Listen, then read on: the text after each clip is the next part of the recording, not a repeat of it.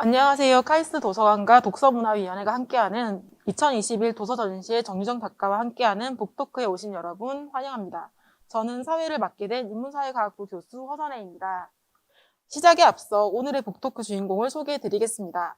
작품마다 독자들을 열광시키는 한국문학의 대체 불가한 작가, 카이스트 학생들이 만나고 싶어하는 작가, 7년의 밤, 종의 기원, 28 소설과 함께 욕망의 3부작 중 첫 번째 작품인 완전한 행복의 도서로 돌아온 정유정 작가님입니다.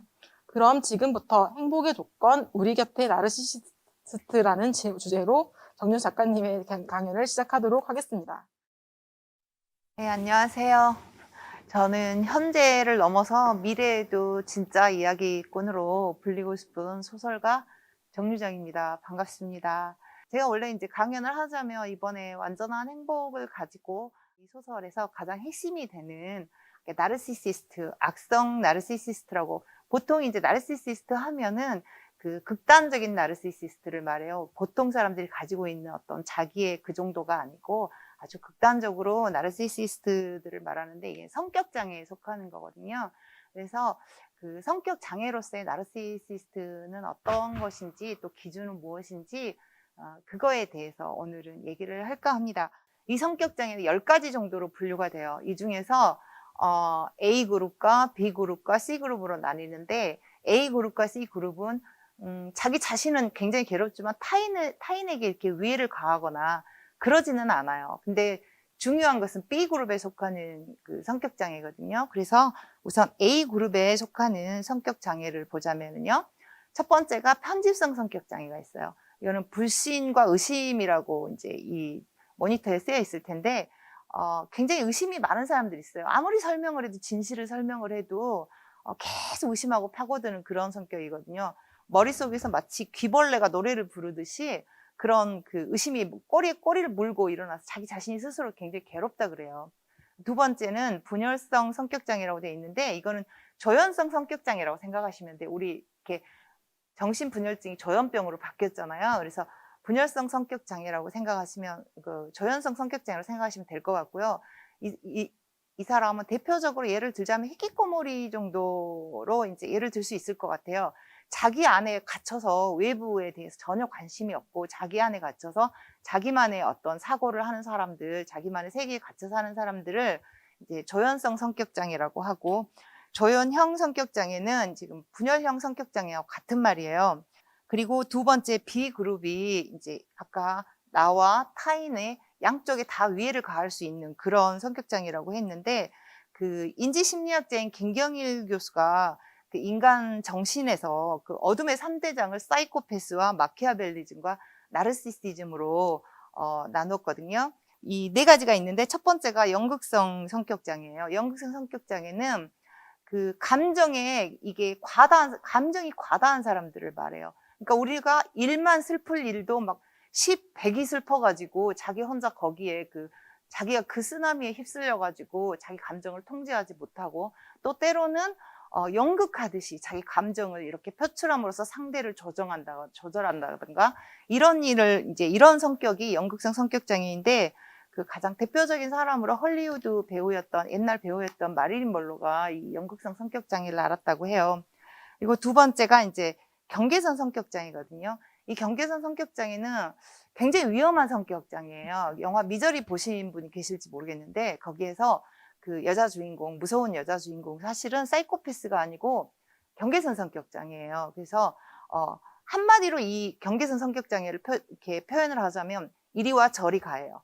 그러니까 아침에는 이리와 해가지고 내 옆에다 딱 붙여놓고, 오후가 되면 금세 실증이 나서 저리 가라고 확 밀어내는 그런 성격이거든요. 이게 본인도 굉장히 괴로워한다 그러는데, 이게 심해지면은 막 자해도 하고, 자기 마음대로 되지 않으면 막 자해도 하고, 상대한테 위협도 가하고, 스토킹도 하고, 그래서 상당히 위험한 성격 장애라고 해요. 저는 그렇게 생각해요. 행복이라는 것은 이 불행이라든가 결핍이라든가 불운이라든가 이런 요소들도 내 삶의 중요한 요소라는 걸 인정할 때에 비로소 행복이 무엇인지 알 수 있고, 행복은 어떤 실체가 있는 게 아니라 순간순간에 쌓이는 어떤 감정의 경험에 가깝다는 것.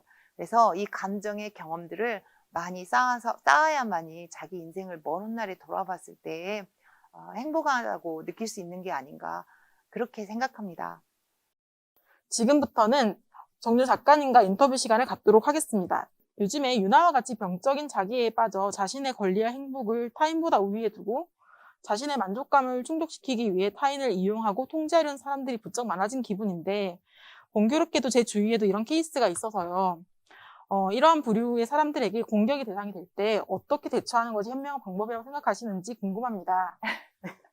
예, 사실 이 사람들은요, 대책이 없어요. 그래서 가장 좋은 방법은 도망가는 거예요. 그러니까 일단 이런 사람이라고, 그러니까 이 사람이 나르시시스트다라고 우리들은 그거를 이제 진단을 할 수가 없어요. 전문가들이 해야 하지만, 이제 나르시시스트다 아니다를 떠나서 이런 식의 방법으로 내 삶을 훼손하고 어렵게 하는 사람이 있다면, 저는 도망가는 게 첫 번째 가장 좋은 방법이라고 생각하고요.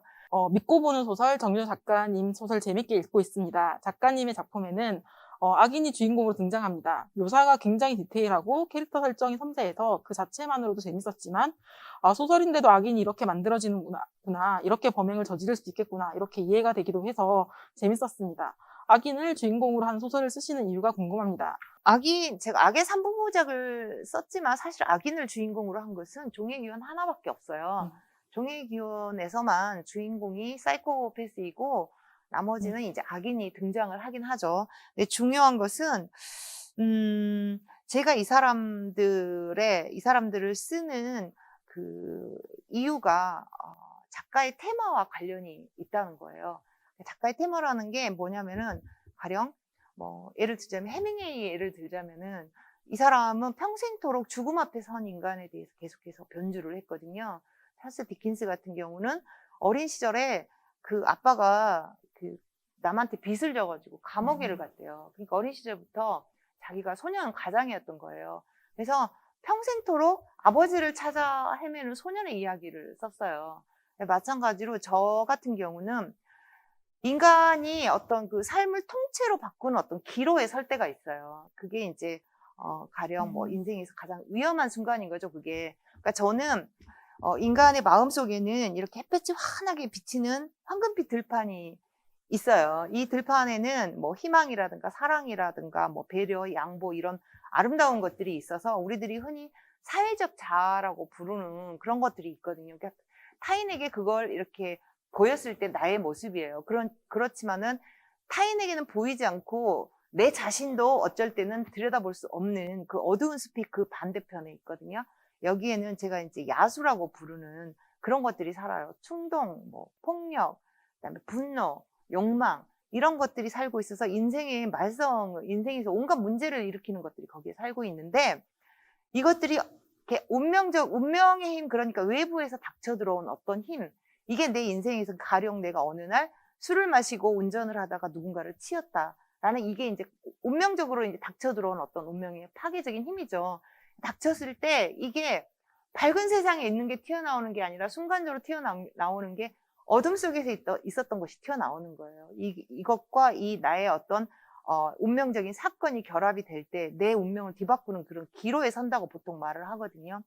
그랬을 때 이 사람이 이 아주 공경에 빠진 상황에서 최악의 상태로 갈 것인지, 최선의 상태로 갈 것인지, 아니면 차선의 상태로 갈 것인지, 이거를 보여주는 게 저의 소설이에요. 그러다 보니까 이제 악인도 등장을 하고 또 인간의 어떤 어두운 본성에 대해서 이제 이렇게 묘사를 하게 되고 그런 이야기를 하게 되었다고 생각해요. 그럼 2021 도서 전시회 정유정 작가님과 함께한 북토크 여기서 마무리하겠습니다. 감사합니다.